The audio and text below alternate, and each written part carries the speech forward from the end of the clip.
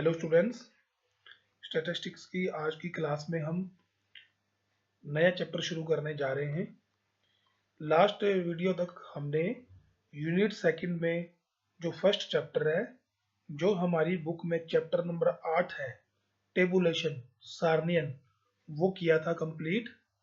आज हम इसी यूनिट का सेकंड यूनिट का सेकंड चैप्टर, जिसका नाम है स्टैटिकल एवरेज, चैप्टर नंबर 9 है, ये शुरू करने जा रहे हैं। तो ये पूरी आपकी बुक का कोर्स का सबसे महत्वपूर्ण चैप्टर है, क्योंकि इसी चैप्टर के बाद आपको आगे वाले चैप्टर आएंगे। तो ये इस चैप्टर में पूरा स्टैटिस्टिक्स का बेस दे रखा है, तो आपके लिए ये बहुत ही महत्वपूर्ण चैप्टर है, जिसको आपको बड़े ध्यान से समझना है। तो चैप्टर का नाम है सांख्यिकी माध्य, स्टैटिकल एवरेज। सबसे पहले हम इसका मीनिंग समझेंगे कि स्टैटिकल एवरेज क्या होती है। तो मैं आपको बता रहा हूँ, स्टैटिकल एवरेज सांख्यिकी माध्य एक महत्वपूर्ण सांख्यिकी रीति है जो प्रस्तुत समंकों की केंद्रीय प्रवृत्ति को बताती है, सेंट्रल टेंडेंसी को बताती है, यानी कि केंद्रीय प्रवृत्ति की माप। इसको केंद्रीय प्रवृत्ति की माप भी बोला जाता है, सांख्यिकी माध्य भी बोला जाता है, सेंट्रल टेंडेंसी इंग्लिश में बोलते हैं सेंट्रल टेंडेंसी। एक ऐसा मूल्य होता है जिसके आसपास अन्य सभी मूल्यों के केंद्रित होने की प्रवृत्ति पाई जाती है, अन्य सभी बिंदुओं का जमाव होने की प्रवृत्ति पाई जाती है। देखिए स्टूडेंट्स, सबसे पहले हम जो डाटा होते हैं उनका वर्गीकरण एवं सारणीयन करते हैं। सबसे पहले तो जो पहला स्टेप होता है वो होता है कलेक्शन ऑफ डाटा। डाटा का कलेक्शन किया जाता है, उसके बाद उसका प्रस्तुतिकरण किया जाता है। प्रस्तुतिकरण में वर्गीकरण और सारणीयन आता है, और वर्गीकरण और सारणीयन हो जाने के पश्चात जो स्टैटिकल टूल्स होते हैं, सांख्यिकी विधियां होती हैं, उन विधियों की सहायता से हम डाटा का विश्लेषण और निर्वचन किया जाता है, एनालिसिस किया जाता है और इंटरप्रिटेशन किया जाता है। तो जो स्टैटिकल टूल्स होते हैं वो ये हैं। सांख्यिकी विश्लेषण के लिए ही जो स्टैटिकल टूल्स हैं जो यूज किए जाते हैं, उनमें से एक टूल है ये, उनमें से एक टूल ये है सेंट्रल टेंडेंसी सांख्यिकी माध्य है। इस चैप्टर में हम विभिन्न प्रकार के सांख्यिकी माध्यों की गणना करेंगे, जिसमें से कुछ प्रमुख इस प्रकार हैं। ये देखिए, सांख्यिकी माध्य या जो स्टैटिकल एवरेज है वो विभिन्न प्रकार की होती है। ए गणित संबंधी माध्य है, मैथमेटिकल एवरेजेस, जिसमें हम समांतर माध्य या माध्य भी बोलते हैं जिसको, या सरल शब्दों में सिंपल औसत, सरल औसत भी बोलते हैं, यह सीखेंगे हम। इसी चैप्टर में हम गुणोत्तर माध्य, ज्योमेट्रिक मीन भी सीखेंगे। इसी श्रृंखला में हम हरात्मक माध्य, हार्मोनिक मीन कैसे कैलकुलेट किया जाता है, वो भी सीखेंगे। इसके बाद हम मध्यिका या माध्यिका, जिसको मीडियन बोलते हैं, वो भी सीखेंगे। बहुलक या भूइष्टिक मोड बोलते हैं, वो भी हम इस चैप्टर में सीखेंगे। तो इस चैप्टर में हम बहुत सी चीजें सीखेंगे, ये मैंने सारी आपके सामने लिख दी हैं, जिसमें सबसे पहले आता है समांतर माध्य, अर्थमेटिक मीन या सिंपल मीन या सिंपल एवरेज। चलिए, ये क्या होती है। तो सबसे पहले आज हम समांतर माध्य सीखेंगे, जिसका जो सिंबल होता है एक्स बार, तो जिसको अर्थमेटिक मीन भी बोलते हैं या सिंपल एवरेज भी बोल सकते हो।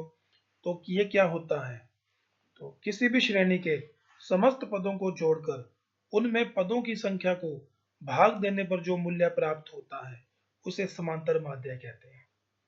जैसे यदि हमें 5 श्रमिकों की मजदूरी दी गई हो, उनको 100 रुपये, 125 रुपये, 150 रुपये, 140 रुपये और 200 रुपये मिलते हैं। 5 ये संख्याएं दी गई हैं, इन पांचों का यदि हम औसत ज्ञात करें तो वो सिंपल मीन कहलाएगा, समांतर माध्य कहलाएगा। तो हम क्या करेंगे, इन पांचों को जोड़ देंगे। ये मैंने पांचों संख्याओं का जोड़ लगाया, 5 संख्याएं दी गई हैं और हमें इनका औसत निकालना है, तो उसको बोलते हैं समांतर माध्य। तो हमने पांचों का जोड़ लगा लिया, 715 आ गया, 715 को 5 से भाग दिया, 143 रुपये आ गया। ये सिंपल मीन, ये होता है समांतर माध्य। फार्मूला क्या बन गया, sum of all item divide by number of item, समस्त पदों के मूल्यों का योग या सभी मूल्यों का योग बटे मूल्यों की संख्या। तो ये जो समांतर माध्य है ये दो प्रकार का होता है, एक तो सरल समांतर माध्य है, सिंपल अर्थमेटिक मीन, और एक भारी समांतर माध्य है, वेटेड अर्थमेटिक मीन। अब हम पहले सरल समांतर माध्य की गणना करेंगे। ये जो हमने ऊपर निकाला है ये सरल समांतर माध्य है। क्या है ये, सरल समांतर माध्य है। तो अब हम वेटेड भी सीखेंगे और सरल भी सीखेंगे। तो पहले हम सरल समांतर माध्य की बात करते हैं। सरल समांतर माध्य, तो स्टूडेंट्स आपको याद होगा कि तीन प्रकार की श्रेणियां होती हैं सांख्यिकी में। जो समंक होते हैं उनसे तीन प्रकार की श्रेणियां बनाई जाती हैं, इंडिविजुअल, डिस्क्रीट और कंटिन्यूज। ये हमने वर्गीकरण वाले चैप्टर में सीखा था। इंडिविजुअल सीरीज, नंबर दो डिस्क्रीट सीरीज, और नंबर तीन कंटिन्यूज सीरीज। तो हम ये जो भी मीन या मीडियन या मोड जो भी हम कैलकुलेट करेंगे, ये सब चीजें हम तीनों प्रकार की श्रेणियों में सीखेंगे। सबसे पहले हम इंडिविजुअल सीरीज में सीखेंगे, उसके बाद हम डिस्क्रीट सीरीज में सीखेंगे, उसके बाद हम कंटिन्यूज सीरीज में सीखेंगे। तो पहले हम इंडिविजुअल सीरीज की बात करते हैं। इंडिविजुअल सीरीज, तो आपको ध्यान होगा इंडिविजुअल सीरीज कौन सी सीरीज होती है, वो सीरीज जिसमें केवल x मूल्य या चर दिए होते हैं। प्रत्येक मूल्य की अपनी एक अलग पहचान होती है, प्रत्येक मूल्य की अपनी एक अलग पहचान होती है। तो इंडिविजुअल सीरीज में सबसे पहले हम समांतर माध्य की गणना करेंगे। तो दो विधियां होती हैं इंडिविजुअल सीरीज में, ये मैंने यहाँ दिया आपके सामने, ये रहा। इंडिविजुअल सीरीज में समांतर माध्य की गणना करने की दो विधियां होती है, एक तो डायरेक्ट मेथड और एक इनडायरेक्ट मेथड। चलिए पहले हम डायरेक्ट मेथड की बात करते हैं। तो डायरेक्ट मेथड में सिंपल मीन का सूत्र ये होता है, एक्स बार, ये तो समांतर माध्य का निशान है, बराबर sigma X upon N. X bar या मीन बराबर सिग्मा एक्स अपॉन एन। अब ये सिग्मा एक्स क्या है, सिग्मा एक्स क्या बताता है, सभी मूल्यों का योग, दिए गए सभी मूल्यों का योग। अभी हमने ऊपर एक एग्जांपल किया, उसमें हमें 5 मजदूरों की मजदूरी दी हुई थी और हमें उनका मीन निकालना था, सिंपल मीन निकालना था। वो सारे एक्स थे, तो हमने क्या किया, उन पांचों संख्याओं को टोटल कर लिया। तो ये वही चीज है सिग्मा एक्स, सभी मूल्यों का योग बटे मूल्यों की संख्या। एन क्या है, मूल्यों की संख्या। तो सिग्मा एक्स अपॉन एन, जब हम एक क्वेश्चन करेंगे तो आपको सब समझ आ जाएगा। उसके बाद इनडायरेक्ट मेथड भी है। तो हम क्वेश्चन करते हैं, क्वेश्चन के माध्यम से इसको समझने का प्रयास करते हैं।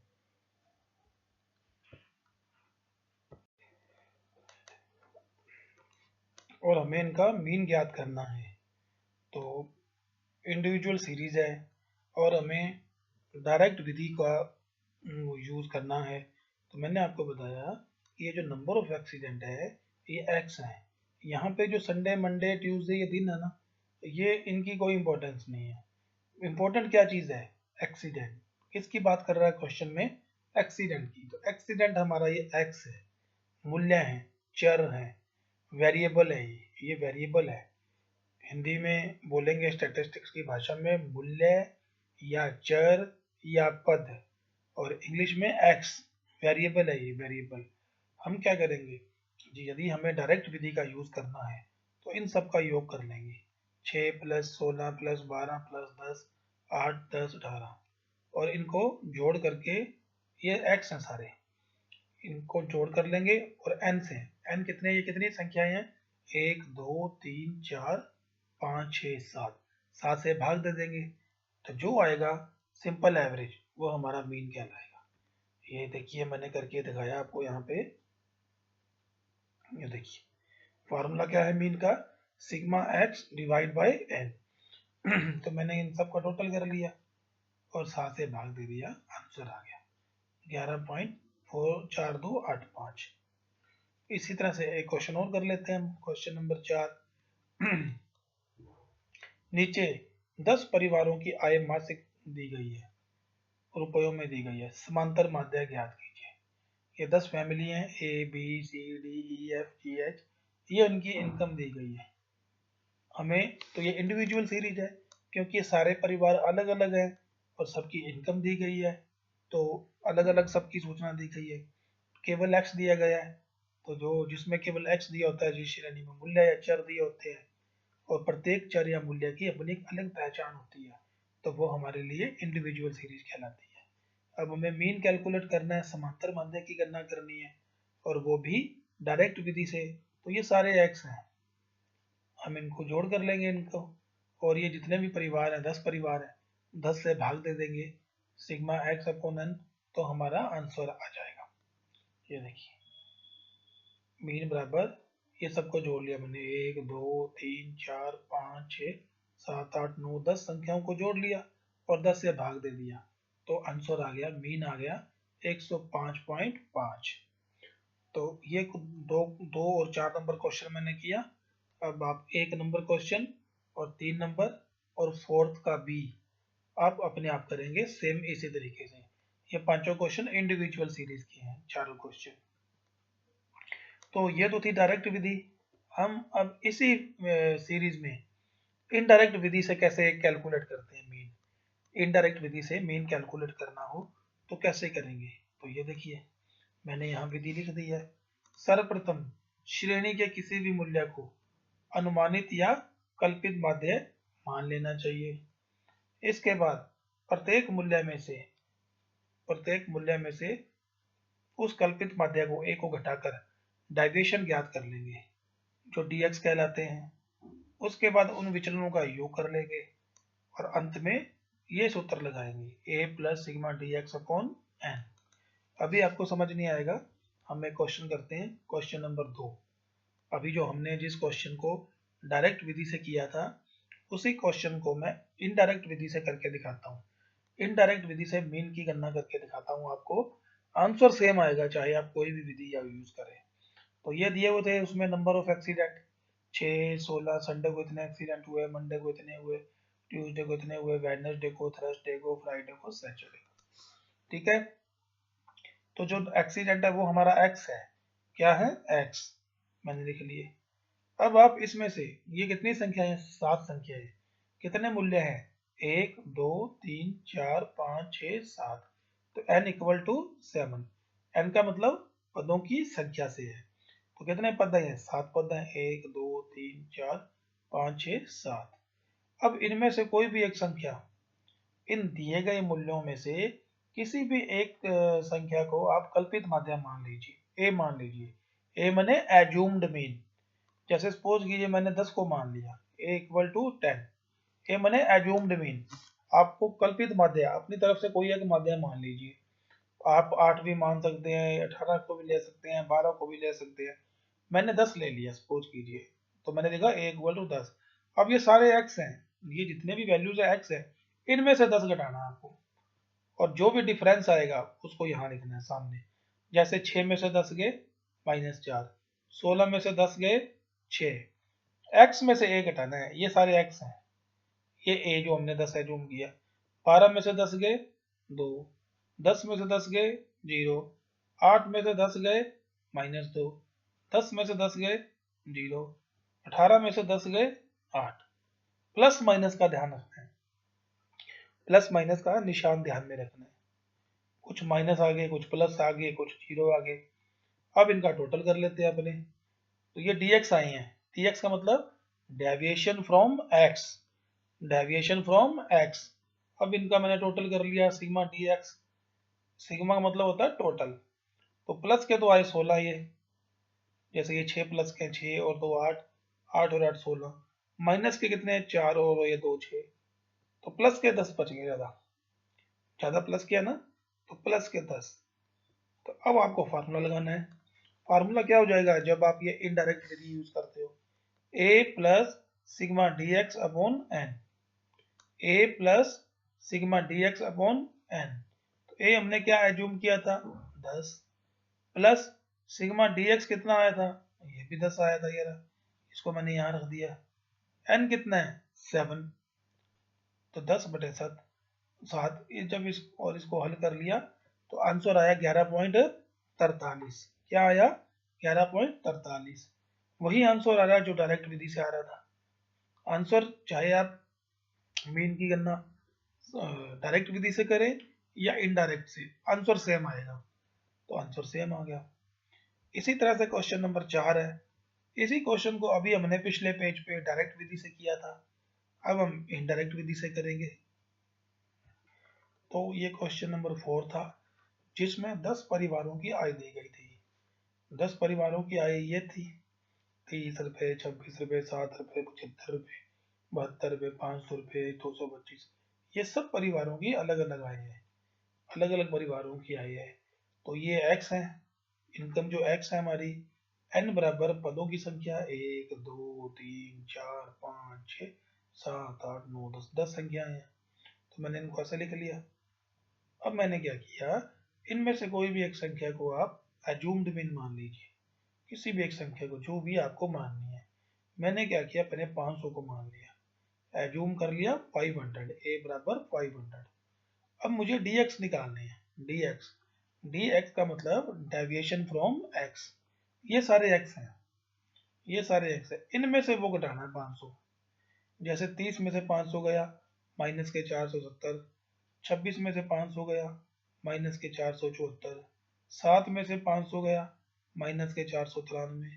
75 में से 500 गए, माइनस के 425। 72 में से 500 गए, माइनस के 428। 500 में से 500 गए, नील। 225 में से 500 गए, माइनस के 275। तो ये सारे इस तरह से आ गए। अब मैंने प्लस माइनस जोड़ लिए, प्लस के अलग जोड़ लीजिए, अब माइनस के अलग जोड़ लीजिए।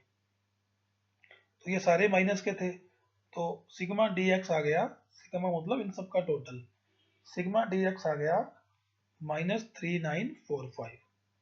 कुछ भी आ सकता है, प्लस में भी आ सकता है या माइनस में भी आ सकता है।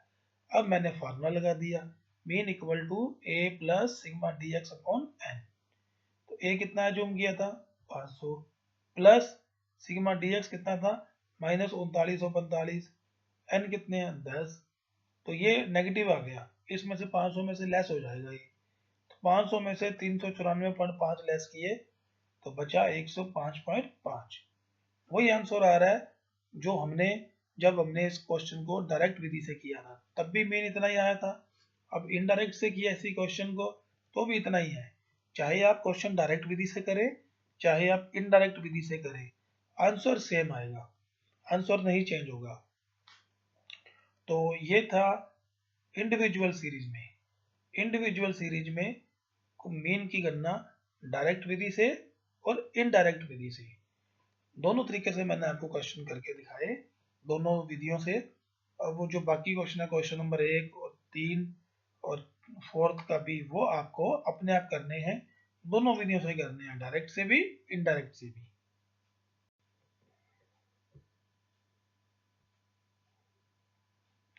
अब हम से जो हमारी सेकंड सीरीज है, कौन सी, डिस्क्रीट में। डिस्क्रीट में किस तरह से समांतर माध्य की गणना की जाती है, ये करेंगे। तो डिस्क्रीट सीरीज पहली बात है कि होती कौन सी है। डिस्क्रीट सीरीज वो सीरीज होती है जिसमें एक तरफ तो एक्स दिए होते हैं और एक्स के सामने उनकी आवृत्तियां एफ दी होते हैं, यानी कि जिसमें फ्रिक्वेंसी दी होती है, एक तरफ एक्स और एक्स के सामने आवृत्तियां एफ दी होती है। तो और उसमें भी हम दो विधियों से ज्ञात कर सकते हैं मीन, डायरेक्ट विधि से और इनडायरेक्ट विधि, दोनों विधियों से ज्ञात कर सकते हैं। तो अभी हम आपके सामने करते हैं, डायरेक्ट विधि से भी करेंगे मीन की गणना, इनडायरेक्ट से भी करेंगे। तो क्वेश्चन नंबर 6 देख लीजिए, क्वेश्चन नंबर 6 है ये क्वेश्चन नंबर 6 करते हैं हम। ये यहाँ पे है क्वेश्चन नंबर 6 का ए कर रहे हैं हम।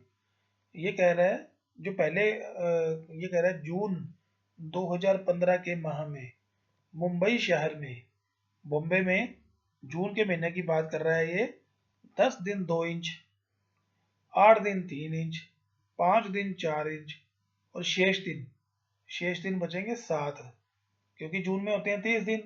तो 10, 8, 18 और 5, 23, बाकी बचे 7 दिन। 7 दिन 5-5 इंच वर्षा हुई। तो बंबई शहर में जून माह की औसत वर्षा ज्ञात कीजिए। तो ये औसत निकालना है हमें वर्षा का, औसत निकालना है हमें वर्षा का।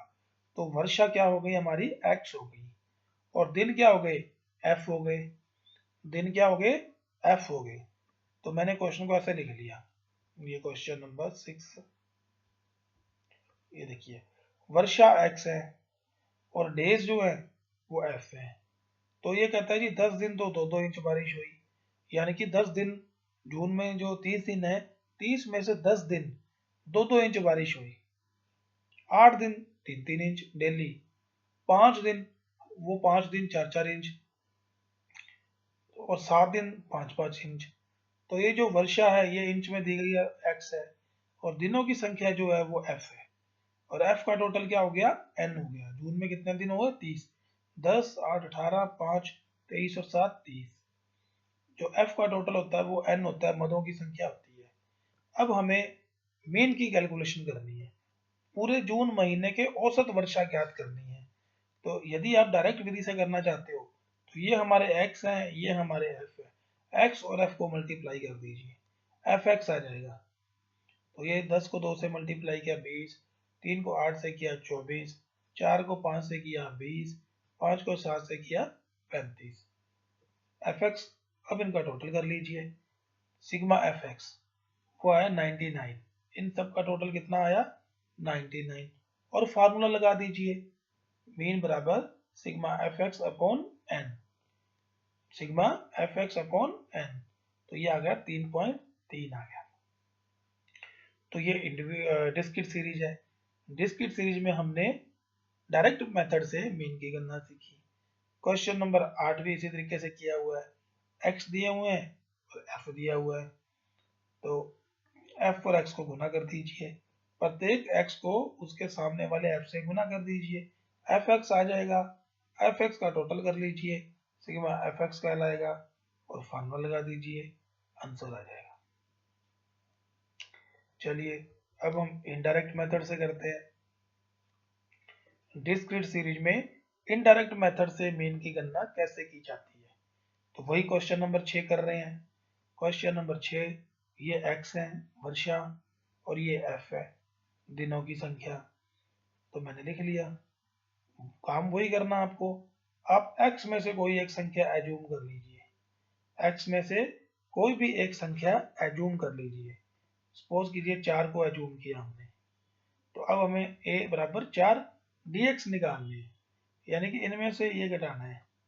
तो जैसे 2 में से 4 गए -2, 3 में से 4 गए -1, 4 में से 4 गए नील, 5 में से 4 गए +1। तो ये dx आ गई, तो ये dx आ गए। अब आपको एक काम और करना है, प्रत्येक dx को उसके सामने वाले f से मल्टीप्लाई करना है। तो क्या आ जाएंगे हमारे पास, f dx आ जाएंगे।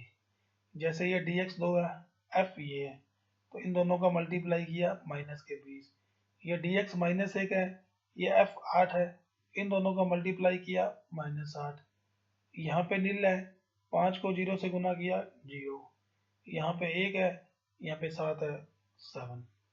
अब इनका टोटल कर लिया आपने, sigma F D x, sigma F D x कितना आ गया, ये माइनस के तो 28 हैं, प्लस के 7 है, तो माइनस के 21 बच गए, माइनस के क्या बच गए, 21 बच गए। अब आप फार्मूला लगा दीजिए मीन का, mean equal to A plus sigma F D x upon N, A plus sigma F D x upon n, यानी कि बीच में एफ आ गया। पहले इंडिविजुअल सीरीज में क्या सूत्र था, A plus sigma D x upon N, तो अब क्या हो गया, A plus sigma F D x upon N. तो ये फार्मूला मैंने पुट किया और आंसर आ गया 3.3, 3.3 वही आंसर आ रहा है जो डायरेक्ट मेथड से आ रहा था। तो चाहे आप मीन की गणना डायरेक्ट से करें या इनडायरेक्ट से करें, प्रक्रिया अलग अलग है लेकिन आंसर दोनों में एक ही आएगा। इसी तरह से मैंने क्वेश्चन नंबर 8 किया आपके सामने, तो ये आप खुद करके देखें।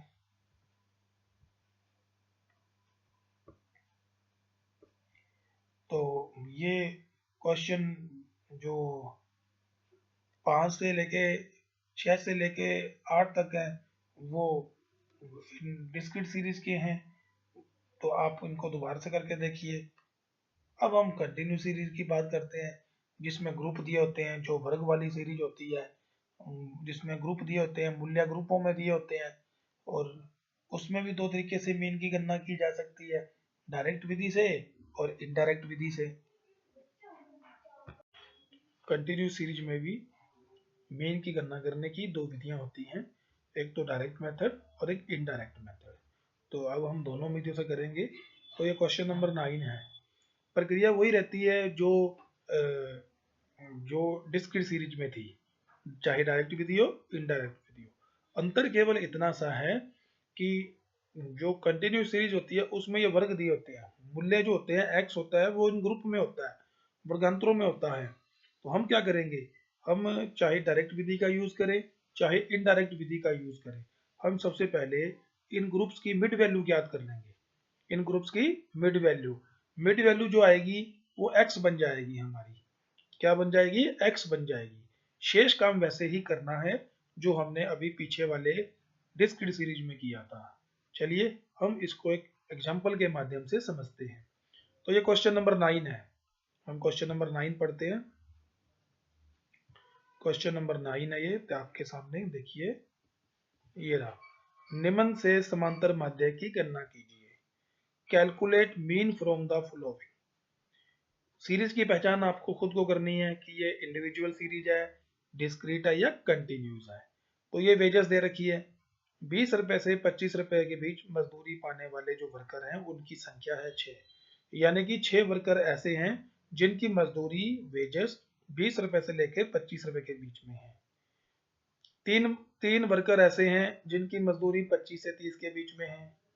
8 वर्कर ऐसे हैं जिनकी मजदूरी 30 से 35 के बीच में है। 10 वर्कर ऐसे हैं जिनकी मजदूरी 35 से 40 रुपए के बीच में है। 3 वर्कर ऐसे हैं जिनकी मजदूरी 40 से 45 के बीच में है। तो वेजेस की बात कर रहे हैं हम, वर्कर्स की वेजेस की बात कर रहे हैं। तो ये जो वेजेस है, ये जो हमें ग्रुप में दे रखी है, ये 20 से 25, 25 से 30, 30 से 35, ये हमारा एक्स है, ये हमारा वेरिएबल है, ये हमारे चर हैं या मूल्य कह सकते हो या इसको पद कह सकते हो। स्टैटिस्टिक्स में इसको एक्स कहा जाता है। तो ये हमारे एक्स हैं और ये एफ है। व्यक्तियों की संख्या या मजदूरों की संख्या क्या है, फ्रीक्वेंसी एफ है। और ये कंटिन्यू सीरीज है।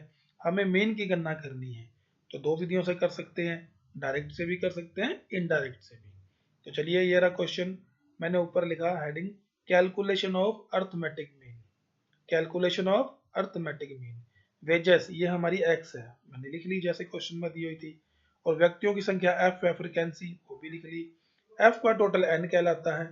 एफ का टोटल क्या कहलाता है, एन। 30 आ गया, 30 आदमी है, ये 30 वर्कर है जिनकी हमें मजदूरी क्वेश्चन में दी गई है।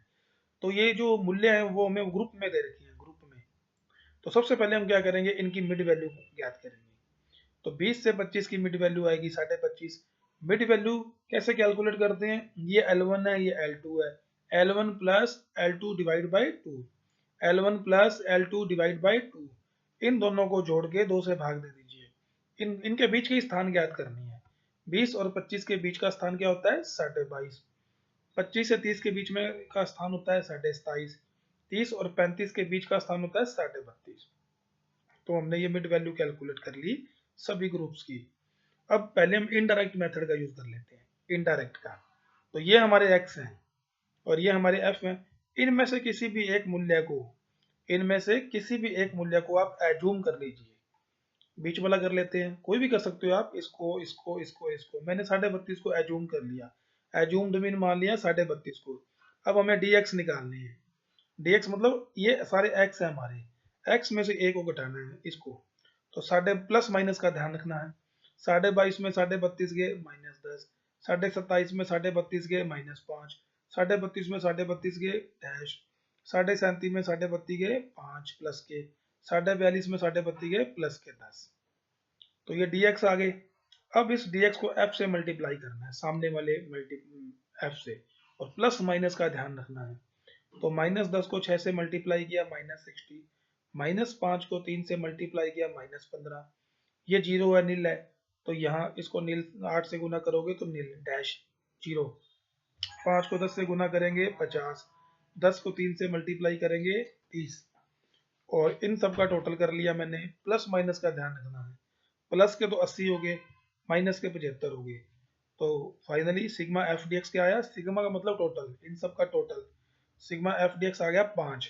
और अब मीन का फार्मूला लगा दीजिए, A plus sigma F D x upon N, A plus sigma F D x upon N, indirect method है ये। तो ए हमने 32.5 एज्यूम किया था, प्लस एफ डी एक्स आ गया 5, 5 डिवाइड बाई एन कितना था 30। तो ये सारी फिगर जो फार्मूले में वो हमारे पास है, ये रही और ये रही। तो फाइनल मीन आ गया 32.67। कितना आ गया, 32.67। एक क्वेश्चन मैंने और किया हुआ है, क्वेश्चन नंबर 10, जिसमें हमें ये प्रॉफिट ग्रुप में दे रखा है और ये फ्रिक्वेंसी दे रखी है।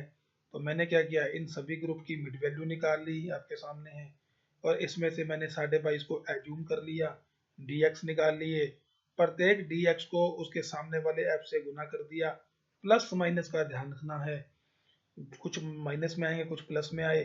फाइनली इनका टोटल कर लिया, जो सिग्मा एफ डी एक्स कहलाया, माइनस के 15 आ गए, और फार्मूला पुट किया तो मीन आ गया। तो ये डायरेक्ट इनडायरेक्ट मेथड है।